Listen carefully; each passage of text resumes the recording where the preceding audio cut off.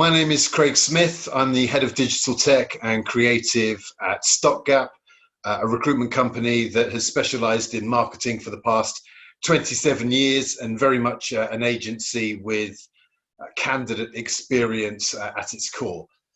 This is now the fifth in a series of video interviews with the great and good within digital technology, where I'm speaking to leaders within the engineering, product and UX industry and asking them to share their experiences through the COVID-19 pandemic. Of equal importance, it's an opportunity to provide insight into their own career journey and views on the market, so we can provide an online career mentoring platform for those either starting out in digital or due to the current coronavirus find themselves looking for their next role. So I'm delighted to say that today I'm joined by Rafael Franco, VP of Engineering at Unruly. Unruly is a digital marketing agency and one of the first vendors to bring emotional intelligence to video advertising. Rafael has come up through a different route to my other guests so far, as his background is firmly in engineering, having started off life as a Java developer. He has since transitioned into a more product-focused role, having built and run large project teams. Rafa, thank you for joining me on the Recruitment for Good initiative. Thank you, Craig. Could you give us a deep dive into your current role, your responsibilities, and your background to start us off? Sure. So first of all, thanks for having me. I think these sort of resources are extremely important for, not just people that are starting out, but also people that may want to do some sort of shift in their careers. So I appreciate you doing this. I think it's quite valuable.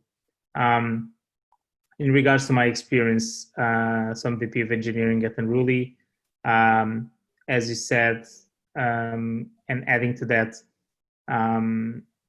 Unruly pretty much connects publishers to advertisers. And they do so through a series of products that I'm responsible for. One of them being the most important, which is an exchange. So think about that every time that you go to a web page and you see all these ads on the page, it's pretty much every one of these ads is a mini auction that happens between loads of advertisers trying to fight to send their amazing ads so that Craig can visualize them. And on the other hand, you have publishers, so the pages that you are visiting that host that space and sell that space. All of this happens in a very short amount of time. You normally don't realize that, but what Unruly builds is this exchange that is capable of doing all of the bidding and all of the machine learning piece to understand how valuable a specific person is to an advertiser. So if you really like football, then maybe Nike is extremely interested in sending you an ad. So I'm responsible for managing teams that do so, around 2 teams of 15 engineers and tech leads. And I also work very closely with the executive team to draw product strategy and understanding also where are we going to go forward with the products. So it's a bit of a mix between engineering and product ultimately, but more importantly, I really truly believe that engineering and product really come together. But I think we can discuss this later. Indeed. So would you be able to describe your own personal journey? So how did you get from young budding software engineering developer type to the role that you're in now? Yeah, for sure. So I did my computer engineering in Portugal, in Lisbon. After I finished my degree, I worked as a J2E software developer. It was quite interesting back then that you could actually just focus on one technology like Java and really master it. I do feel nowadays that people really struggle with that because, there's just so many frameworks to learn, and this was not how it was back then. So I obviously used a lot of Java started getting a lot of interest into UI and UX in general. So did a bit of consultancy also in Portugal. Then I relocated to Amsterdam, where I joined as a UI and standard solution architect. So architecting pretty much user experience and UI platforms for risk management company. Was great, but my dream was always come to London. I'm also a part-time musician, and music is very important for me. So no better place to be than in London. So I relocated to London, where I joined Adaptivist. And when I joined Adaptivist, it was a very professional services driven company. And I joined in to kind of, bootstrap the whole product business together with a few of my colleagues. We were very successful at Adaptivist. We grew from just 2 people, so just myself and another person, to around 220 people in the course of 4 years. So amazing growth. So I kind of went through the whole pain of growing, having to delegate, a lot of my responsibility towards other people. So it was an amazing experience. Then I did a bit of consultancy just on product management. And finally, I ended up at Unruly, where I am right now, as I said, leading the engineering teams over at there. And this is going off script somewhat, but you mentioned how the world has changed in terms of being a true master of your craft in terms of programming. There is the inexorable rise of the full stack developer and the polyglot developer. Do you think that's a good or bad thing? Do you think you can be a master of multiple languages? I think you can, and I certainly did that. I mean, ultimately, I focus a lot on Java, but also JavaScript. So I think, I can. I think nowadays becomes harder to do that. And I think more and more companies are, they start understanding that it just doesn't really do very well if you have such structure in place. Because, ultimately, you can only know so much. And it's great. I guess it really depends on the size of the team. If it's a small size, it's probably good if you just have full stack developers that can tackle not just front end and back end, but maybe even a bit of infrastructure and DevOps as well. Once you start growing, you understand that you kind of need to have a structure in place. Thus, hiring people that are specialized in their craft is probably the right decision. It really depends. But I think it is definitely possible. And I think ultimately, I think everyone should try a bit of everything to understand where their passion lies on. I think that's extremely important. And it may differ in terms of scale of business, right? If you're a young, lean startup, you probably want people that have, a breadth of experience that can chip in different. Exactly. But as you get bigger, as you scale up, it's virtually impossible to maintain that model, right? I think so. Yeah, I think so. And certainly at Unruly, we started just having full stack developers, but soon we started understanding that even though people are okay with DevOps and spinning up, EC2 instances and S3 buckets and all that on Amazon, they may lack some of the, the in-depth knowledge that you need when you're doing proper scaling of systems. It's highly complex, and it's just not fair to expect that people know everything. So in the same fashion that back in the day you would have a lot of software developers ultimately really acting like product managers to a certain extent, you already see this distinction happening in the world, really, where you just have a lot of people focusing on understanding the business. That's not to say that software developers shouldn't focus on understanding the business, but there has to be sort of a point of reference.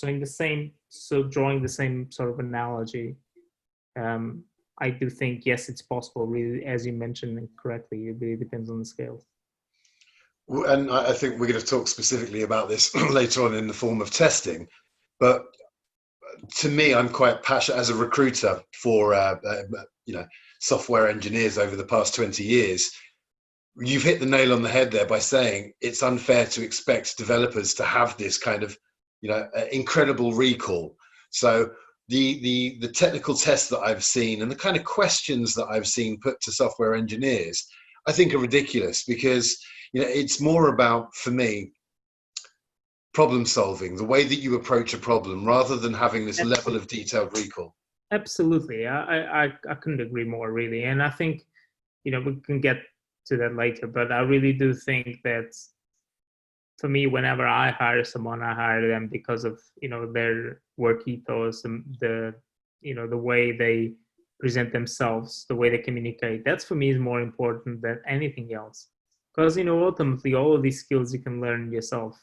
And even if you just put the full stack aside, even if, let's imagine that you're actually just a front-end developer, the amount of frameworks you have to learn these days is absolutely insane. And I kind of feel for software developers nowadays, it's just really hard. I love the fact that I could, learn Java, own Java, and just focus on that for like 5-6 years, really learning the in-depth of what's going on. And nowadays, you just have a lot of people that it's not their fault. They're just like, going with the trend, and it's just, things move so quickly that it's just extremely hard. So I think, and that even adds to the fact that, being full stack is just, it's complicated, it's hard. I subscribe to the programmer humor subreddit, and one of the things that they constantly post is that as software engineering develops, and so does the rise of obviously Google, but things like GitHub and Stack Overflow, is there really any real new code ever written? Are people actually genuinely writing new code now, or is it just bastardizations of other people's? Is it copy and paste and a little bit of creative spirit? I think so. I think it's a bit of mix of both. But for me, as an engineer, but more specific as a product person, does it really matter? I think for me, what matters is the results, really, right? If people copy paste or not, or ultimately, if things are well structured, if your systems are scalable, if you're delivering the vision of the product, then you're doing a good job. It doesn't matter how you do it or not. I agree. I think most of the problems can just be fixed by Googling. That's pretty much it. That's a reality, and I don't think there's anything wrong with that. I think is how you construct your thought process. That's the important thing. So, and that's what's going to lead you to doing proper searches in Google, but also discussing with your colleagues, I think.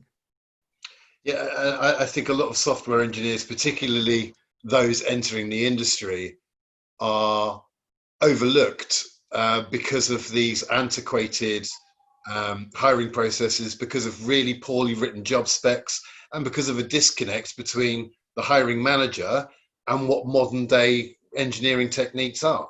I know, and I think you hit the nail there, and I think that's why I strongly really believe that engineering managers still have to be able to code, still have to be on top of things.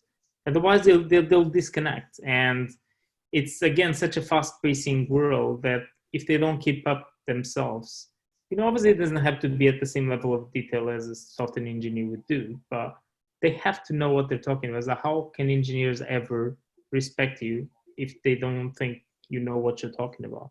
So, I think as a hiring manager, you really have to be connected to these things. But again, I always judge, we can talk about the whole technical test or not. It's important, but I don't think it's as important as people make it. But no. The problem is that you have the insurgence of companies like Google or Facebook that have their own hiring processes. And then you have all these other companies that think, well, if they're doing it, we should just be doing the same thing because they're big and they know what they're doing. Well, actually, it doesn't work like that. It's all about the size, and it's all about, does this hiring process make sense for this specific role or not? And it's just the easy thing, right? To just go copy, whatever recruitment process, whatever interview questions they do on your company, And I think that puts off a lot of candidates that might be just really good, but they end up with a process that does not make sense for a company like a startup or so. Yeah. So what are you most passionate about as a techie? Oh, that's such a deep question. I think for me, ultimately, I think being engineer or product has to be about, delivering something that creates an impact on the world. I think the more experience you get, and kind of in a way, main reason that really moved me from engineering to product is that, and as a software engineer, you focus a lot on individual tasks, which is awesome, and there's nothing wrong with that. You own your skill on those individual tasks, and certainly you can think about the big picture. But as a product person, is your main duty is really to think about what's going to happen next and what kind of impact this specific product has on the life of people. I think the more experience you get, the more you draw excitement about doing products that create an impact that millions of people use. It's just mind blowing, and I think I urge every single person that works in software to take a minute to kind of look at what they've done and the impact that they had in the world. It's just easy to kind of go on your business as usual, do your stuff, but how often do you actually go back and think, oh, actually, I did these amazing things, and even for you as well, and for all recruiters, though, when you think about all the positive impact you had on people that got hired through you, should be proud. And I think everyone should be proud of what they're doing. And a lot of it, I urge people again to really take a moment to appreciate what they've been doing. That's great. Which takes me on nicely to the next question is, we've established that you started life as a developer. What took you from engineering to product management? Yeah, I mean, again, I think I really kind of started getting a bit frustrated that I was just focusing on my individual tasks. And growing teams is great, but I really wanted to have an impact on, and thinking not just on the short term, but like, what are we actually going to be doing in 2 years' time? Let's plant this seed and see what's going to happen in 2 years' time. What about 5 years? What about 6 months? So having this vision and overarching idea of where the product is going to be, this is really what kind of drove me into product management. And I think this is one part of it. And I think the other part that really motivated me was a better understanding of the processes and agile in general, and how you can, grab a team that might not be so productive, not because they're not great, but maybe they just don't have, sometimes the right tools, sometimes the right processes in place to really help them out. And ultimately, really to be in a place where engineers really feel very passionate about the product. They're always like suggesting features. They're always trying to improve the product. But on the other hand, product managers should really get involved into what engineers are doing, and trying to also suggest things to improve the product. And I think this is really what drew me into product management, and I love it. I think it's amazing. But it is an extremely I think it's a job that really requires experience. I think I see a lot of what's called junior product managers, and that for me that's confused me a bit. It might be a bit polemic, this, and might trigger some people out, but it does confuse me, because I mean it's such a hard job. I mean, you have to be very experienced in many different things, stakeholders on one hand, understanding what engineers are doing, being extremely understanding what people are doing. I mean, it's just extremely hard, and it's only a person with a lot of experience that can juggle all these things at the same time. That's the reason why I think it I would encourage people to maybe do something else before, and then progressively move into it. Okay, and that's something we'll talk about Yeah. in a while. Um, so, this started life as kind of a coronavirus focused survival guide, if you like. It's still definitely relevant. I don't think we've come out the other side yet. We're waiting for the furlough to transition to the next iteration, which I believe will lead to redundancies of like we're yet to see. I think a lot of people are staying in their roles by the kind of good grace of the furlough scheme. As soon as companies are asked to supplement that with their own income, with their own finances, I'm wondering whether they'll be as charitable with their employees as they have been. So, how has coronavirus affected your current company, your role, and situation? I mean, the whole I think in general, I mean, the whole world got massively impacted, as we all know. Um, it's kind of surprising because I would always think, well, surely advertisement would be like on top of the game because, more people are at home, more people are going to be on the internet, there's more people are going to see ads. But I think it's just the overall idea that actually advertisement is pretty much composed about all industries. So take it, for example, as the aviation industry.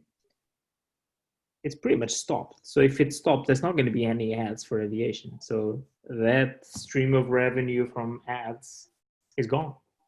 So it impacted massively. I mean, it has been a massive impact. And as you said, loads of companies really, yes, took advantage of furlough, but it's just going to be massive layoffs. I mean, it's just the nature of it. But I do think there's reasons to be positive, and I think, and I see some of my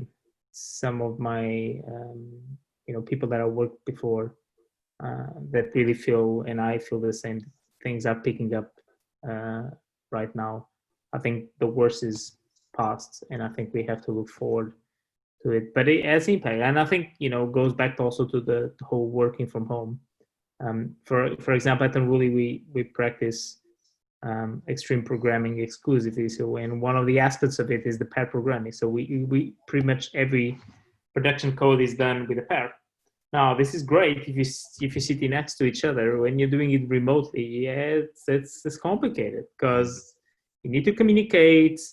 You need to, there's a whole lag when you're writing, typing it down, and the other person is looking at what you're doing. It's just not the same experience. And fortunately, people were already experienced at doing these things from home because we always allowed people to work from home once a week. So we were already kind of familiar. So transition was easier in that sense, but it's just hard. And I think, I think they had a massive impact and is going to continue having. I personally don't really expect people to go back to the office this year, at least. Yeah, certainly from a stopgap perspective, we're looking at September. We're also looking at each individual's home situation, their parental responsibilities, the age of their children, Sure. And I think there's going to have to be a lot of flexibility and understanding. But what I've taken through this or from this, particularly as someone that has recruited for digital software companies and consultancies, is that productivity hasn't fallen off a cliff. In fact, most of my colleagues and most of my peers have seen productivity increase from a fully flexible remote workforce. So I'm hoping that there won't be this all back to work kind of physical 5-day a week workforce. That said, I'm someone that is sick to death of my own company and can't wait to get back in an office. But it's such an important point, which I think we should really discuss, which is I think people saw the productivity increased, but I think this is just a consequence on a short term. I think the negative impacts on a long term, which is isolation, lack of team spirit, people started, just kind of being really close to themselves and not really collaborating with others is going to have a massive impact on company cultures. And I think working from home, I can say for myself, it's, obviously it's great because you just focus on your tasks, you know exactly what you have to do. And I think specifically for software developers, it's just great because that's what you're normally used to. You're not going to get massively distracted. So that's a great thing. In the long run, you're going to lose a lot of collaboration. So you're pretty much just going to have a bunch of individuals working by themselves, which can work fine in some companies, but I think it's just going to progressively kill company culture. So I think it's risky to think that, oh, we have never found this before and it's great. I think a hybrid model where people go to the office, still have the time to socialize, but at the same time also have some time to just crack on and do their own things, is for me probably the ideal sort of model. Absolutely. So if we move into kind of a career mentoring type conversation now, for the benefit of the experience that you have to the people that may be watching this, and hopefully there are a few, what advice would you give to anyone starting out their career in software development now? Yeah, well, that's a big question. I think the first thing that one has to understand is at which stage they are. So you have people obviously that finish their degree and they're planning on starting, and you have people with no experience whatsoever. So for those that are not experienced whatsoever, there's obviously there's kind of like two ways you can go about doing this. One is you study all by yourself at home. I know a lot of people that managed to pull it off, and they became brilliant developers. So it's definitely possible to study all by yourself, not pay a cent, and still be successful. So it's definitely possible. It is harder though, because you have to have, a massive force of will to, and dedication to really just go on and structure what you're going to learn, structure what kind of languages are you going to focus on or not, understanding basic concepts. But it is true that the information is out there. There's loads of information out there. There's plenty of exercises, loads of documentations, everything is out there. So you can go to that route. And the other route with a lot of people are doing nowadays is doing boot camps. So there's plenty popular boot camps like Makers Academy, there's Founders and Coders, there's what else, there's a few more, but so there's loads of those. So the problem now is that obviously you can't do it face to face, so you have to do it remotely. So then also begs the question, do you really want to do that, or should you just study by yourself? I think until things resume normality, I think, going through the, just studying for yourself until things, start picking up is probably the best route. And then, it's obviously finding a job. I think you have to have your CV well ready. You have to have things like your GitHub profile there with examples of things you've been doing. You have to demonstrate that you've been pretty much working on it. But I think ultimately really demonstrate that you're there, you want to learn, you have great spirit, more than necessarily, again, we go back to the whole discussing the recruitment process, but that those skills for me are more important than necessarily technical tests or being extremely good. Because you're just at the beginning. If I reflected myself when I finished my degree, I knew nothing, and I think I generally think I was not great or even good at all, even until maybe 5 years of my career. It takes time. It just takes time to become good at something. So especially if you don't have any experience, it's going to take time. So I encourage people also, to be patient. And I think this generation, this makes me sound a bit old, but this new generation is a bit impatient sometimes. I feel like, oh, I should already be doing this and that. And so just relax, man. You're gonna get there. Just takes time. Just appreciate the process. It just takes time. Just make use of each day that you go. Try to learn something and just be curious about learning stuff. I say in the beginning of a career, just try to absorb as much as possible. Try to learn from more experienced people, because the reality is people are willing to teach you and to show you different ways of doing, as long as you're humble in how you approach things. Well, I was going to ask the same in terms of advice for anyone starting a product management role, but I think that you covered that quite well previously.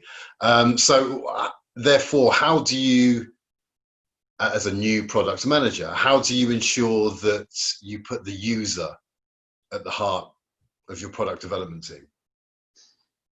Yeah, I think it has really to do a lot with, I think before even like putting the user, which is obviously the end objective, is you have to understand is you have to define what kind of goals are you going to go for, and those goals have to match whatever vision you define for your product. So those goals can be, for example, I want to increase retention, or I want to attract more users to the platform. That can be a good goal. So for that, then you have to identify your users and really have to understand what are the user segments that you're going to go for, and then understand from those user segments is, okay, what kind of pain points do they have? What kind of things should we explore with these users that would increase? So always connect the users to the goals. That's a very important thing. Otherwise, you end up doing features that people may love, but you're not contributing towards what you want. You're probably going on a different route.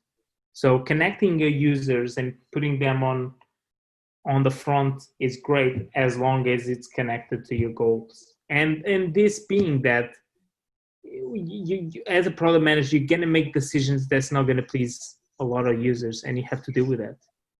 It's like with anything, you're always going to do things that that you don't like.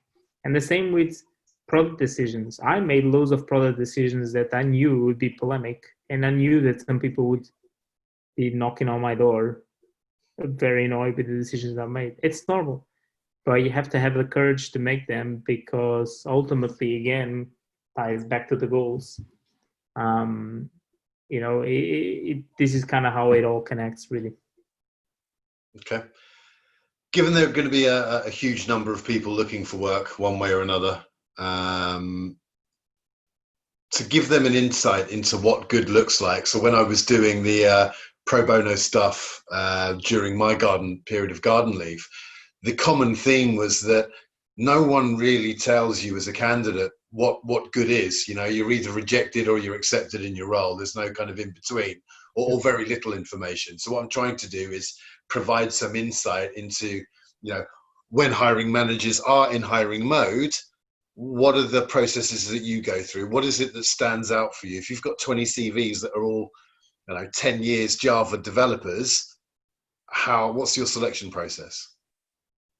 Yeah, that's a very good question. I think, before I move on to that, I think every candidate deserves feedback.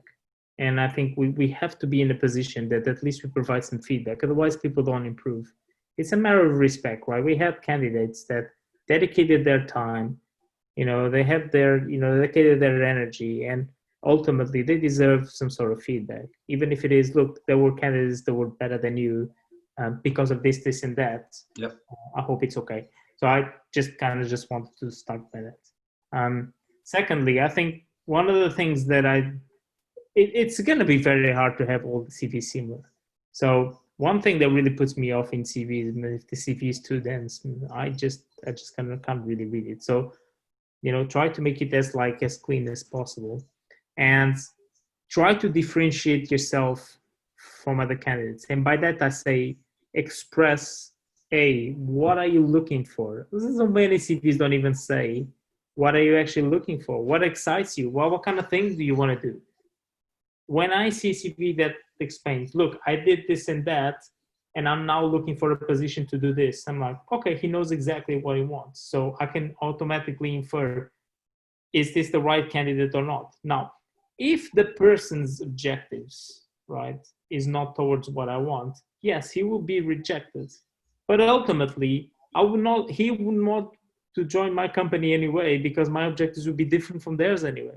So might as well just be open of what you want. Like in my case, personally, I love scale-ups. And, this is the type of work I like doing. I don't necessarily see myself in a company that has like 10,000 people. So I have to be honest in what I want. So I would say that is extremely important. Secondly, I think a section that a lot of people miss, and it really differentiates, is what kind of achievements have you made? And this really, differentiates from people that think a bit outside of their just day-to-day job and day-to-day tasks. Is that, what did I actually achieve? Have you actually reflected in, the impact you're making in the world? What, and doesn't have to be revenue. It's like, oh, I did this, that, I built this application, and this application is now used by 10 million people. That's awesome. That's an amazing achievement. You should put it out there in the front page. It really stands out from other candidates. And, obviously don't make your CV too long, I guess. Yeah, a pet hate of mine is skills listing that goes back to, Visual Fox Pro, Visual Basic, healthy. It's not relevant. That's just not relevant. And I think that you touch a very important point. I saw CVs like, some people sometimes like switch careers and all that, which is totally fine. It happens to most of us anyway. But, maybe for things that are not relevant for this job in particular, you can still put like the job title, but not necessarily like describe too much. It would be better if you use that space to describe, the last role you had that was relevant to the job you're applying to. Yeah. I just think your last 3 roles are probably the most relevant. And then, as you said, in your kind of career summary, put down the important pieces of work, to tell the story. It's not just all about lists, is it? Exactly. That's a very important thing. Is that you have to tell a story, and the story starts with what you're looking for, and then continues on what kind of things have you achieved, and why are you great, right? Why are you better than the others, or why are you more driven? Not necessarily better. Why are you more driven? And I think we have to also to distinguish. I think it's important also to talk about this. Distinguish between what the CV is supposed to do and then the interview, because those are two separate things, right? The CV's ultimate objective is to nail the interview, is to get you to the interview. Then starts a new chapter where you have to nail the interview. And that's a different conversation, right? The CV, the reason why people say, well, CVs have to be small, because they have to get to the point, because people are not going to waste time looking at, all the CVs in detail, because all of this detail, you can do it in the interview, leave it for the interview. But you have to highlight and tell a quick story, right? A very, very quick story about, what you've been doing and why are you excited about doing what you do, and what kind of things, would you like to be doing? So those are the things that are important in the CV. Yeah, but you have to have personality in that CV. And I think too few people do that. They're worried about being judged. But as you said, the interview process is a two-way thing. It's a two-way thing, absolutely. And I think I think we touched upon this lightly, and I'm always just very honest in my, whenever I'm applying for roles. I always try to, ask whenever people say, well, you should ask questions. The reason why you should ask questions is because you have to understand, is this a role that would actually excite me to go to? Because otherwise, what's going to be the point? In 6 months' time, you're going to be frustrated and looking for another job. And you kind of just waste the time in that, instead of, looking at the job as a two-way thing, as you said. We spoke about this earlier, or briefly touched upon it, in terms of online testing capability. So, yeah, I think probably more than any other position in tech, coding brings or has a multifaceted interview process. And I think that they're one of the most highly sought after commodities in tech recruitment is the software engineer. And finding them is very difficult. So as a recruiter, when I'm, having conversations with passive candidates, when I'm trying to excite about a new venture and bring them over to speak to those company, it often breaks down when the hiring manager is like, yeah, great, the CV's excellent. Make him do this test before I speak to him. So what is your take on the merit of technical testing and what part in the process should it play? So I think if a hiring manager asks to do a test before even talking is an absolute red flag. Now, I'll honestly avoid those companies at all costs. And it happened to me loads of time. I just politely refused. I politely declined. It's just not.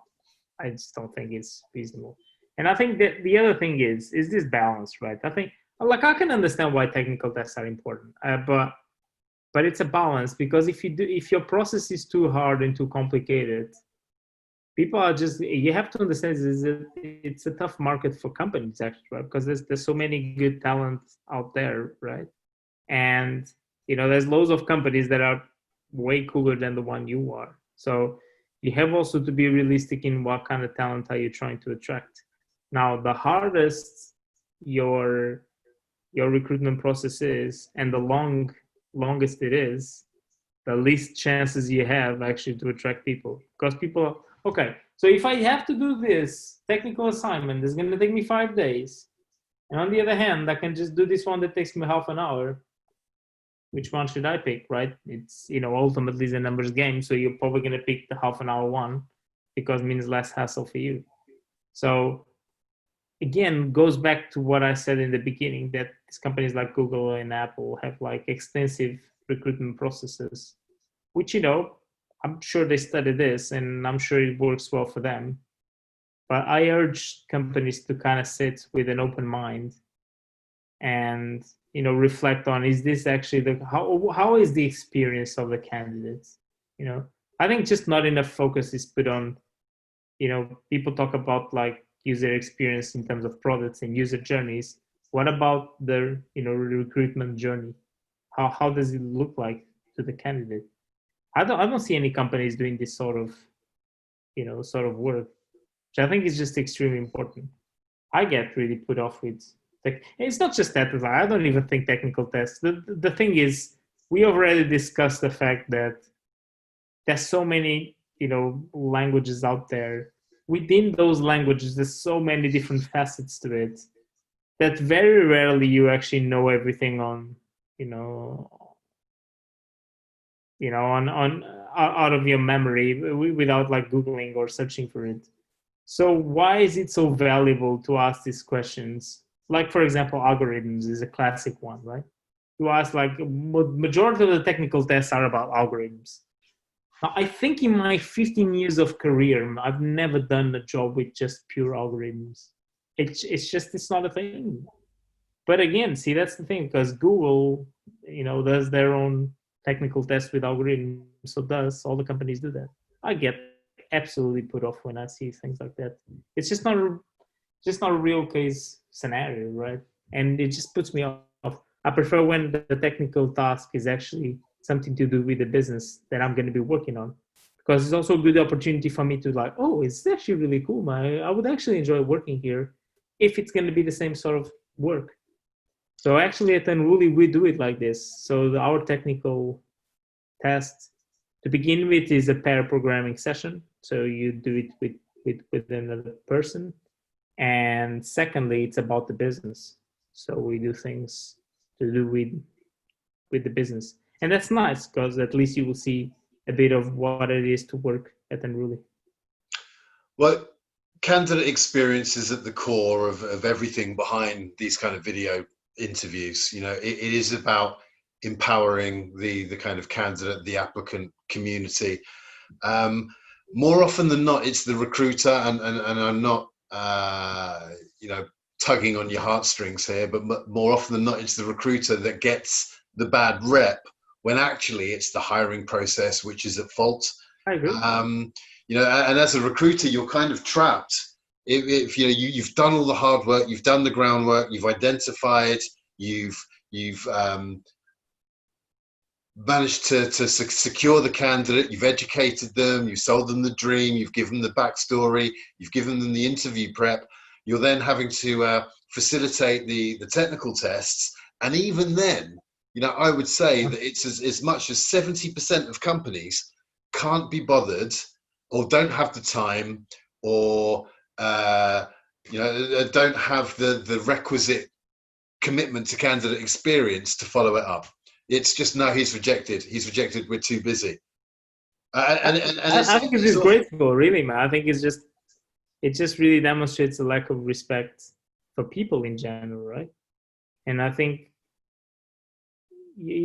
all these people put all their hopes on a job that they actually would be excited about, and it just pains me. Like, when I'm doing an interview, I provide feedback at the time to the candidate. I tell them, look, I think you went really well, or I think this part in me. I provide feedback there on the time, on the hour. I don't go like back and say, oh, or so. No, I just provide feedback. That's what I do, but because I think people deserve that. It's the least one can do. It's just a matter of respect for me. But I agree. I think it is true that, it's with everything. There's also good and bad recruiters, I think. But I agree with you. I think a lot of times it's actually the fault of the company. But then also begs the question, should the recruiter work with these companies? Well, it's very difficult to call, because, again, as a recruiter, you're chasing the process. You're trying to make the process work for candidate and client. And particularly from the candidate perspective, you're pushing for the feedback. You can only push so much for fear of being alienated, So, Craig, we're busy, get on with it. But look, I see it's becoming more and more simplified, the process. There are some very good agencies out there. There are some great internal recruitment teams that get it. But I think the bigger the company is, the more corporate they are, the more employees they have, the more flawed their process is, because they almost have a kind of arrogant approach to it, where you should want to work for us. I do have to say, if I may, I think the recruitment process at Untitled is actually pretty good. And the reason why it's pretty good, I'll briefly explain it, because I think it's actually beneficial for people to know about this. We essentially in each stage. So the first stage is a whiteboard, and we kind of do all stages all together in the same day. It's like 2 hours or so. But pretty much first stage is a whiteboard. Then we have 2 sessions with pair programming, one front end, one back end, because most of our people are full stack. And then we have a final, hiring manager or so interview. Now, I think the thing that I think it really stands out is that on each of these stages, it's always different people that do the interview. Now, we're not allowed to talk to each other regarding the candidates until the last minute, when we all gather together. And on the count of 3 to 1, we give a score from 1 to 5.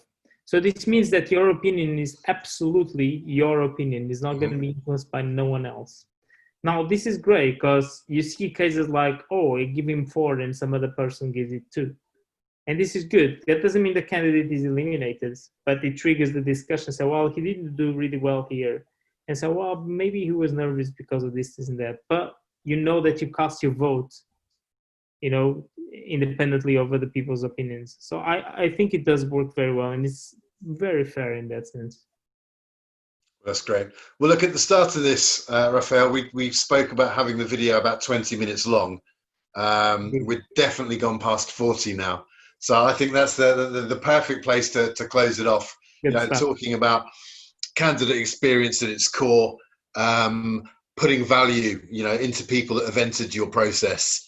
And I think, if anything, any internal recruitment teams, recruiting managers that are watching this, that's the biggest mistake that you can make. That is incredibly damaging to your brand, because someone that may not have been good this month may be exactly what you need, 12 months later, and they're never going to interact with you. Absolutely. And before we wrap things up, I just want first obviously to thank you for inviting me. It's an honor to be here. But at the same time, encourage people to reach out to me on LinkedIn if they have any questions or they need any sort of advice. I'm more than happy to help people out. Well, that's brilliant. I'll be posting this to StopGap's YouTube channel. We'll be sharing the link via LinkedIn, and across both of those channels, I will, of course, put your contact details and Awesome. a few of your achievements in there as well. Awesome. Great. Well, look, thank you so much. Thanks, Chris. See you soon. Bye-bye. See you.